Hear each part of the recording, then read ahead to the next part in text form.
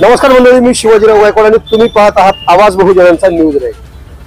मनोज दादा जरांगे पाटील यांचं अंतरवाली सराटी येथे मागच्या 5 दिवसापासून पुन्हा एकदा आमरण उपोषण सुरू आहे. त्यांनी पुन्हा एकदा उपोषणाचं हत्यार उपसलंय आणि त्यांनाच समर्थन देण्यासाठी अहमदपूर शहरातील छत्रपती शिवाजी महाराज यांच्या पूर्णाकृती पुतळ्यासमोर याच ठिकाणी जयराम पवार यांनी त्यांना समर्थन दर्शविण्यासाठी मध्यरात्री 12 वाजल्यापासून हे आमरण उपोषण सुरू केलेलं आहे. आणि त्यांना भेट देण्यासाठी या तालुक्याचे लोकप्रिय आमदार बाबासाहेब पाटील हे सुद्धा त्यांना भेट देण्यासाठी आलेले आहेत. आपण त्यांच्याकडे जाऊया.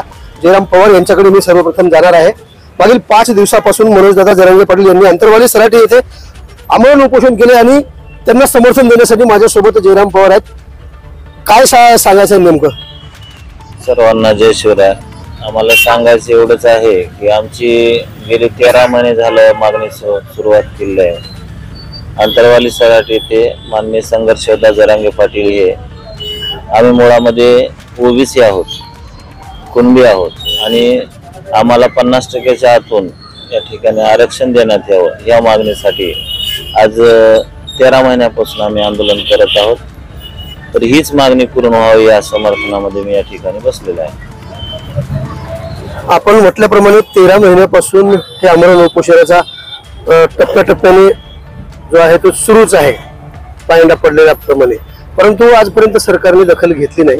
यापुढे घेईल असं वाटते का? आजपर्यंत सरकारने दखल घेतली नाही म्हणण्यापेक्षा घ्यावं तेवढी घेतलेली नाही. दखल घेतलेली आहे. दखल जर नाही घेतली असती तर 57 लाख नोंदी सापडल्या नसत्या आतापर्यंत. पण त्यांना कसं आहे, घ्यावं तितक्या प्रमाणामध्ये दखल घेतलेली नाही. आज ना उद्या त्यांना ही दखल घ्यावीच लागणार आहे. आज जरी टाळाटाळ केली, उद्या जरी केली, आश्वासनं दिले, इतके दिवस जरी घातले, किती दिवस घातले, तर एक ना एक दिवस त्यांना हा निर्णय घ्यावाच लागणार आहे. कारण आम्ही मुळामध्ये ओबीसी आहोत, त्याच्यामुळे याच्यामध्ये वेगळं असं काहीच नाही. धन्यवाद सर. त्याबरोबर मी आमदार बाबासाहेब पाटील यांच्याकडे जाणार आहे.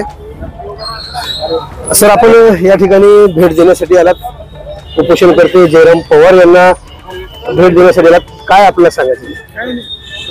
कुणी उपोषणाला बसलं तर आमचं लोकप्रतिनिधी त्यांना भेट देणं, त्यांचं म्हणणं ऐकून घेणं आणि सरकारमधून त्यांना काय मदत करतात ते करणे आपलं कामच आहे. केवळ जरांगे पाटीलच बसले का जयराम पवारच बसलाय म्हणून नाही ना. कुणाही समाजाचं आरक्षणाला बसले असले तर त्या ठिकाणी आमदार म्हणून जायलाच पाहिजे ना. आमदार बाबासाहेब पाटील म्हणून आणि काही मध्यस्थी निघते का बघून आपलं कामच आहे. जयराम पवार यांनी त्यांच्या मूळ गावी म्हणजे हंगरगाव येथे सुद्धा ते मागे बसले होते. तेव्हाही बसले होते आणि तुम्ही गेला होतात, परंतु आजपर्यंत शासनाकडून पाहिजे तशी दखल घेतली नाही. त्यांनी ही खंत व्यक्त केली. आपण कशा पद्धतीने पुढे आणखी भूमिका मांडणार आहात सरकारमध्ये? खंत त्यांच्या म्हणण्याप्रमाणे घेतली नाही, बरोबर आहे ते. पण मला सांगा, एवढी मोठी यंत्रणा कामाला लावली सरकारने, आतापर्यंत कधी लावली ते का? सगळी यंत्रणा लावून डॉक्युमेंट्स बघून तपासून पहिला मुद्दा किंवा जे जे डॉक्युमेंट्स आहे कामाला लागले ना. त्यांनी सांगितले की आता तुम्हाला 57 लाख लोकांना काम चालूच आहे, अजून बघायला लागलेत काही तर आपल्याला कुठे लिहित आहे का. त्या पद्धतीने सरकार चांगलंच काम करावं.